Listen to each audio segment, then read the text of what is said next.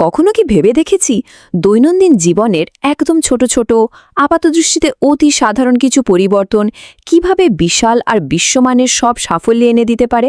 আমাদের অনেকেরই ধারণা বড় কোনো সাফল্যের জন্য বোধহয় রাতারাতি বিশাল কোনো পদক্ষেপ নিতে হয়, কিন্তু এই ধারণাটা আসলে কতটা সত্যি?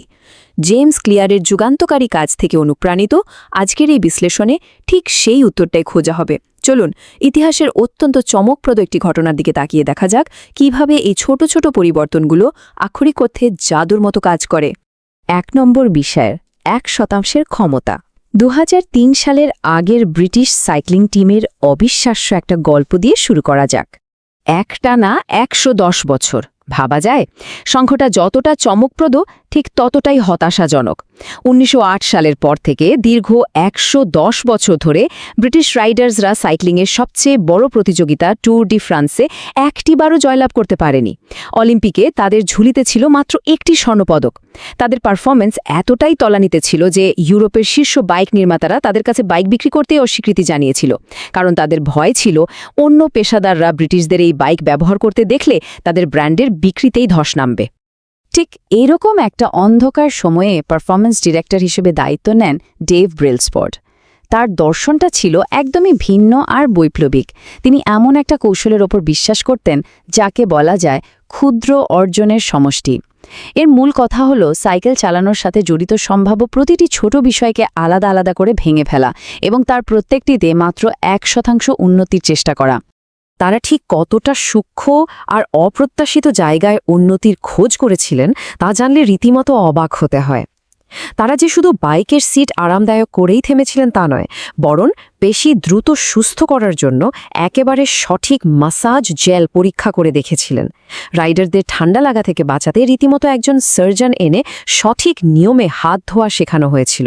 শুধু তাই নয়, রাইডারদের গভীর ঘুমের জন্য নির্দিষ্ট ম্যাট্রেস নির্বাচন করা থেকে শুরু করে ট্রাকের ভেতরের ধুলো যাতে সহজে চোখে পড়ে সেজন্য ট্রাকের ভেতরটা সাদা রং করা, এগুলো ছিল সেই ১% উন্নতির নিখুঁত উদাহরণ।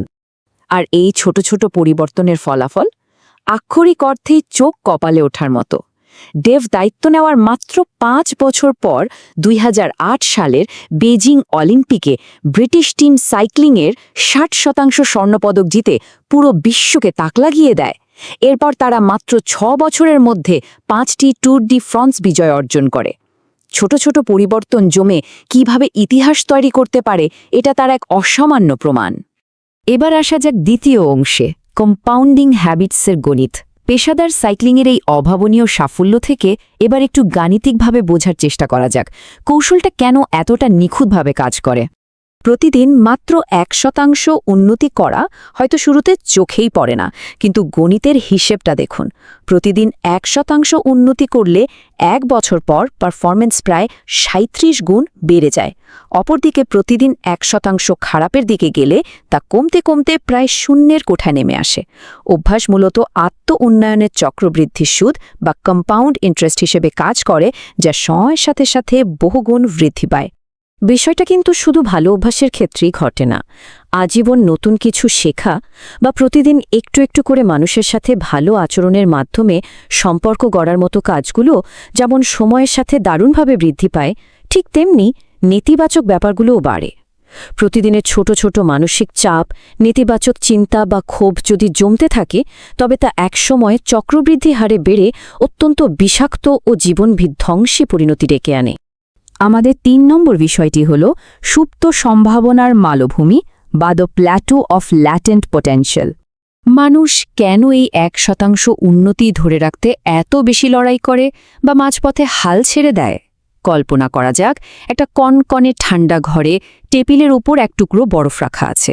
ঘরের তাপমাত্রা ধীরে ধীরে ২৫ ডিগ্রি থেকে ২৭, এরপর ৩০ বা ৩১ ডিগ্রি হচ্ছে, কিন্তু বরফের দৃশ্যত কোনো পরিবর্তন নেই।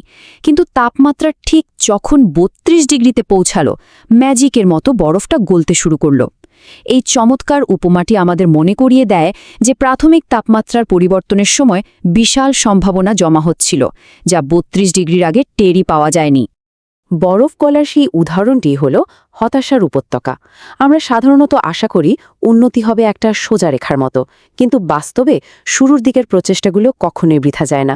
সেগুলো কেবল সঞ্চিত হতে থাকে। কাঙ্ক্ষিত ফলাফল সাথে সাথে না দেখে অনেকেই এই হতাশার উপত্যকায় এসে চেষ্টা করা বন্ধ করে দেন। অথচ বড় কোনো সাফল্যের জন্য এই সুপ্ত সময়টুকু পার হওয়া একেবারে অপরিহার্য। পাথর ভাঙারই উদাহরণটা ধৈর্য ধরার প্রয়োজনীয়তাকে সবচেয়ে ভালোভাবে ফুটিয়ে তোলে। সত্যিকারের দক্ষতা অর্জন বা বড় কোনো পরিবর্তনের জন্য এই সুপ্ত সম্ভাবনার মালভূমিতে টিকে থাকতেই হবে।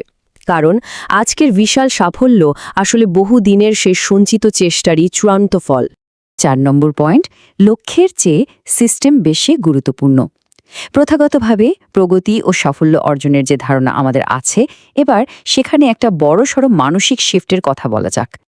আমরা সাধারণত কি করি? একটা গোল বা লক্ষ্য ঠিক করি, তাই তো? কিন্তু লক্ষ্য আর সিস্টেমের পার্থক্যটা একটু গভীরভাবে ভাবা যাক। লক্ষ্য হলো চ্যাম্পিয়নশিপ জেতা, যা একটা চূড়ান্ত ফলাফল, আর সিস্টেম হলো সেই দলটির প্রতিদিনের অনুশীলনের রুটিন বা খেলোয়াড় বাছাইয়ের প্রক্রিয়া, যা আসলে দলটিকে জয়ী করে তোলে। আমরা প্রায়ই শুধু লক্ষ্যের দিকে তাকিয়ে থাকি, কিন্তু সিস্টেমের দিকে নজর দিই না। শুধুমাত্র লক্ষ্যকেন্দ্রিক মানসিকতার বেশ কয়েকটা বড় সমস্যা আছে। প্রথমত, বিজয়ী ও বিজিত উভয়েরই লক্ষ্য কিন্তু একই থাকে, তাই শুধু লক্ষ্য থাকলেই কেউ বিজয়ী হয় না। দ্বিতীয়ত, লক্ষ্য অর্জন করা মানে শুধু সেই মুহূর্তের জন্য একটা পরিবর্তন। একটা অগোছালো ঘর পরিষ্কার করার পর স্বভাব পরিবর্তন না হলে তা আবারও অগোছালো হতে বাধ্য। তৃতীয়ত, এটা সুখে আটকে রাখে, কারণ মনে হয় লক্ষ্য পূরণ না হওয়া পর্যন্ত সুখী হওয়া সম্ভব নয়। আর সবশেষে, লক্ষ্য অর্জনের পর অনেকেই আগের রুটিনে ফিরে যান, যাকে ইয়ো প্রভাব বলা হয়। আর ঠিক এখানেই আসে অ্যাটমিক হ্যাবিটের ধারণা। এটি কেবল ছোট কোনো অভ্যাস নয়, এটি বৃহত্তর একটা সিস্টেমের অবিচ্ছেদ্য অংশ। মূল কথাটা হলো, মানুষ কখনোই তার স্বপ্নের লক্ষ্যের স্তরে পৌঁছাতে পারে না, বরং দিন শেষে সে তার নিজের তৈরি সিস্টেমের স্তরেই নেমে আসে। পঞ্চম এবং শেষ অংশ, পরিচয়ের চূড়ান্ত পরিবর্তন। মানুষের আচরণের পরিবর্তনের সবচেয়ে গভীর স্তর নিয়ে এবার একটু কথা বলা যাক। আচরণের পরিবর্তনের স্তরগুলোকে একটা পেঁয়াজের সাথে তুলনা করা যেতে পারে। সবচেয়ে বাইরের স্তরটি হলো ফলাফল, যা আমরা পাই। মাঝের স্তরটি হলো প্রক্রিয়া, যা আমরা করি। আর একেবারে ভেতরের মূল স্তরটি হলো আত্মপরিচয়, যা আমরা বিশ্বাস করি। যে কোনো টেকসই পরিবর্তন মূলত এই 3টি স্তরেই ঘটে থাকে। এই বিষয়টি অনুধাবন করা খুবই জরুরি যে সবচেয়ে ভেতরের যে আত্মপরিচয় বা বিশ্বাস, সেটাই যদি পরিবর্তন না হয়, তবে নতুন কোনো লক্ষ্য বা সিস্টেম একসময় ভেস্তে যেতে বাধ্য।